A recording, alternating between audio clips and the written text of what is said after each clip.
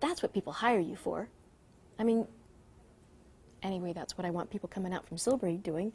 I mean, you can get a bank worker any day, but what you can't get is somebody who's an entrepreneur, who knows how to think out of the box, who knows how, what I think is important is that when you walk away from some sort of education, you own yourself. You've got to know yourself. And what we have many times in a classroom is, like, especially with the grade 9s, there's a few of them, and it's really interesting to see how they work as a business. That each one has their strengths and each one has their weaknesses. And, you know, in a regular place, it would be like, well, you all have to do exactly the same thing. And if you do the same thing, you get measured by the same marks, then you must be great. But that's not greatness. Business doesn't work that way.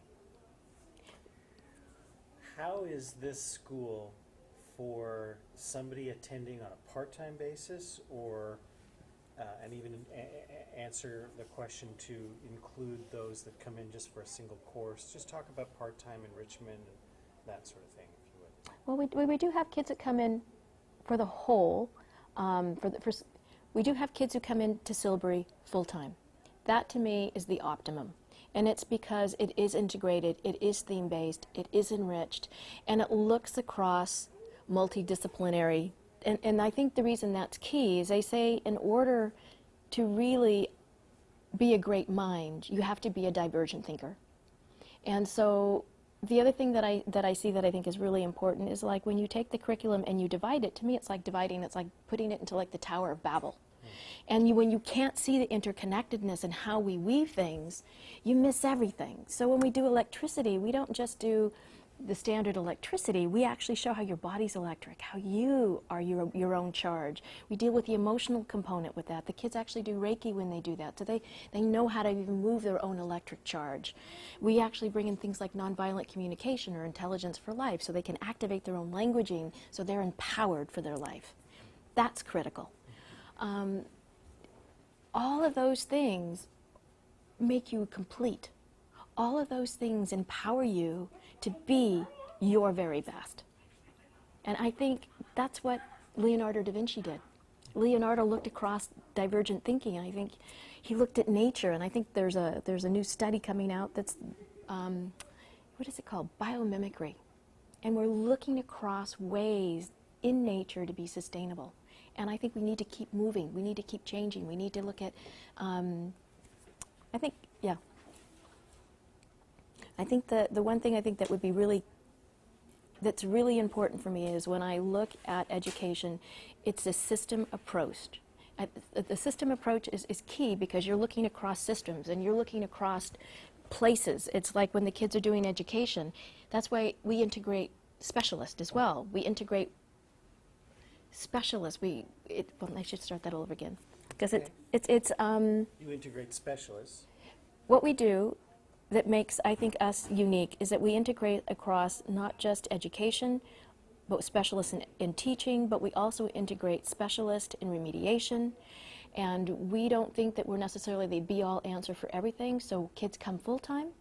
They come part-time, and the reason that I think that's vital is some kids, especially when the gifted community, is there's intensities and sensitivities, and sometimes they need to develop a little bit better at home, and sometimes they can come part-time and full-time. They can go online and do enrichment programs. They can come be here, and as they grow, they can grow into it. We have many kids who've grown into our full-time program.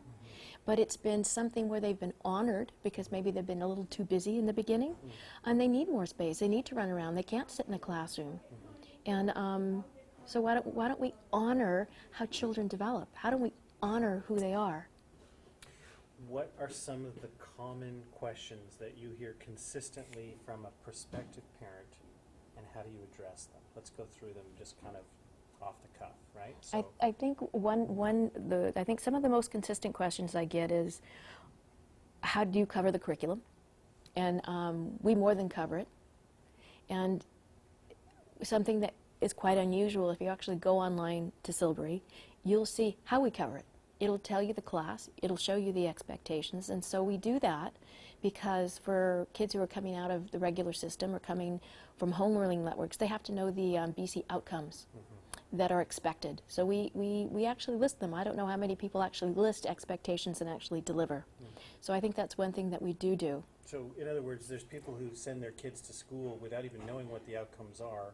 They just assume that they're going to be covered, where when they come to you, they're actually asking, are the outcomes going to be covered? And it doesn't get, when they look, it's online. Yeah. It's clear that we cover them. The one thing that's interesting, you have to think, I have my own son here. And so this is not something I take lightly. It's not something I do for fluff. I have dedicated my time for the last 5 years to be here creating this. And I do it with all my love and all my passion. And I do it for the kids so that they can actually love themselves. I mean, at the end of the day, and to know who they are in that process of creation. And at the end of the day, that's all that we are. I always think, you know, when we go to our grave, it's not that you got an A or a B. It's what you created. It's the quality of life. It's the quality of interactions. It's the quality of how passionate you are with what you've created. It's not what somebody else did. It's not that you got an A. Who cares? And for those who did, I've been to too many self-help workshops where you have those people at 40 in crisis because they have never learned how to do their own passion. And so hopefully, at the end of the day, when they leave here, who they are is completely honored. What are some of the other questions that you tend to get from a prospective parent besides do you cover the curriculum and how much it costs? Yeah, the cost is always, and you know, and the cost is always an issue because, you know, it's unfortunate, but we are not funded. And the teachers, we do pay. And so it's important that I also pay them respectfully. And if we had some funding, that would be great.